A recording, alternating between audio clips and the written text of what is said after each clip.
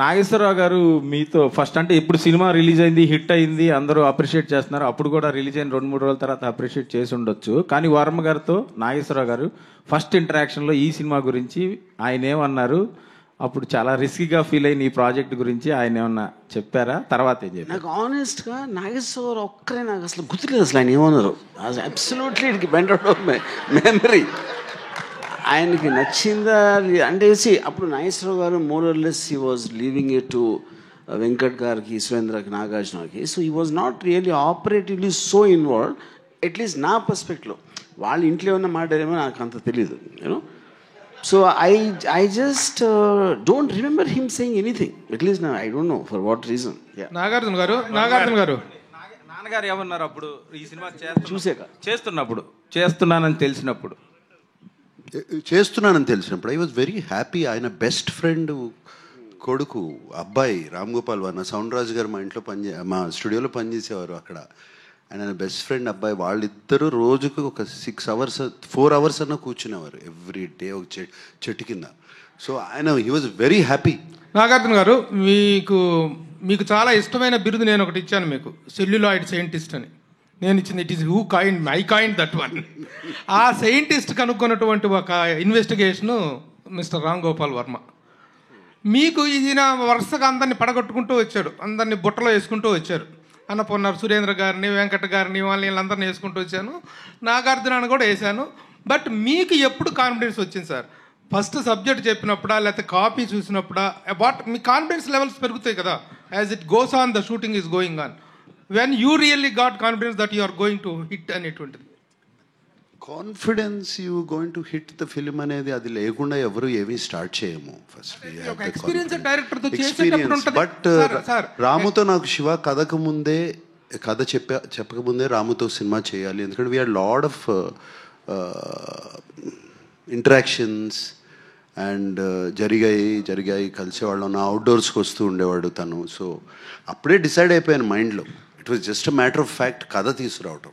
కథ తీసుకొచ్చినగానే I like the story, I like the sensibilities and it was very simple. తర్వాత decision తీసుకోవటానికి ఒకసారి డెసిషన్ తీసుకున్న తర్వాత standing by also was simple for మీ.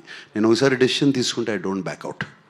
వర్మ గారు, 35 years బ్యాక్ ఈ సినిమా డెబ్యూ డైరెక్టర్గా చేశారు. ఆ తర్వాత టెక్నికల్గా ఎంతో అప్డేట్ అయ్యారు, మీరు నేర్చుకున్నారు, ఇప్పుడు అప్డేట్ అయ్యాం టెక్నికల్గా. ఇప్పుడు ఈ సినిమా చూసినప్పుడు ఏదైనా ఒక సీన్ కానీ 2 సీన్లు కానీ ఇంతకంటే బెటర్గా తీస్తే బాగుండేది అని ఫీల్ అయిన సన్నివేశాలు ఏమైనా ఉన్నాయా? ఆనెస్ట్లీ నో అండి.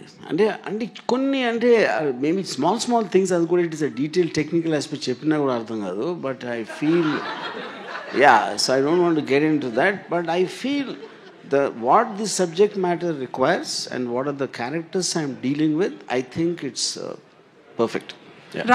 అందరూ కొత్త వాళ్ళైనా వర్మ గారు అందరూ కొత్త వాళ్ళైనా ఒక్క నిమిషం ఆర్జీవి గారు ఎప్పుడు రియాక్ట్ గారు నిన్న ఫస్ట్ టైం చిరంజీవి గారికి రిప్లై ఇస్తూ కొంచెం ఎమోషన్ కూడా అయినట్టున్నారు. వై చిరంజీవి గారి మీద ప్రేమ సడన్ గా మారిందా? సరే, ఇక్కడ మనం శివ గురించి మాట్లాడదాం. మీరు సెపరేట్ అంటే శివ గురించి మాట్లాడుతున్నారు.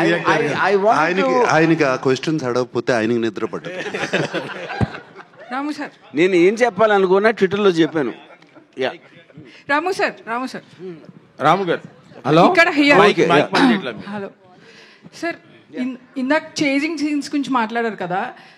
వన్ సీన్లో నాగార్జున గారు వెనకాల పడుతున్నప్పుడు ఐ థాట్ అసలు ఆయన దొరికేస్తారు, ఈజ్ సంథింగ్ విల్ హ్యాపెన్. అసలు I've seen the movie lot of times. ఇంటర్నెట్లో చూసాను, ఎప్పుడు చూసాను. It's my favourite movie. Realism పుట్టింది తెలుగులో శివ అని అనుకుంటాను నేను. అలా ఉన్నప్పుడు I thought something will happen to the baby or to him.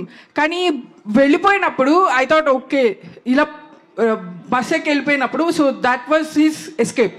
Next immediate సీన్లో సుధాకర్ గారు వెనకాల పడతారు. అది ఎంత రియలిస్టిక్ ఉందంటే ఐ థాట్ ఆయనకి బస్ దొరికితే హీల్ బతికిపోతాడు కదా, మోటార్ వెహికల్ ఏదో దొరికితే బతికిపోతాడు కదా అని ఫీల్ అయ్యాను. Like I was really involve in to that scene. కదా అలాంటి ఒక పొదలు ఫారెస్ట్ లాంటి ఏరియాలో bus exactly but I was praying that దొరికితే బతికిపోతాడు కదా అని. సూపర్, అంటే అంత ఇన్వాల్వ్ చేసింది. బట్ యాక్చువల్గా most challenging is not about the running shots. ఇప్పుడు కూడా నాకు ఇందాక ఎవరు అడిగారు ఏది ఛాలెంజింగ్ అనిపించిందంటే నాకు అప్పుడు అనిపించలేదు, కానీ ఇప్పుడు చూస్తే అసలు నాగార్జున ఎలా అడిగానో సైకిల్ అలా తొక్కమని నాగార్జున ఎందుకు చేసాడు అనేది నాకు ఒక పెద్ద మిస్టరీ అది.